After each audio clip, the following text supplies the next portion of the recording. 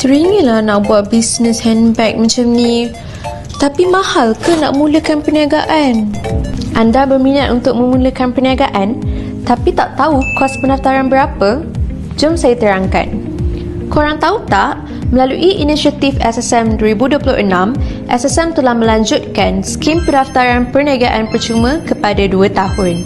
Inisiatif ini ditawarkan kepada usahawan daripada kumpulan B40 serta pelajar sepenuh masa di institusi pengajian tinggi, politeknik, kolej, institut kemahiran dan pusat kemahiran di dalam negara. Melalui skim ini, pendaftaran perniagaan dapat dilakukan secara percuma dan korang akan dapat pengecalian fee seperti berikut. RM120 bagi menggunakan nama Tran, RM60 bagi menggunakan nama sendiri dan RM10 bagi cetakan maklumat perniagaan. Semua secara percuma tau. Jadi, jangan lepaskan peluang untuk mendapatkan pengecualian fee pendaftaran percuma ni. Okey, bye-bye. What we wanna do on and on again. Look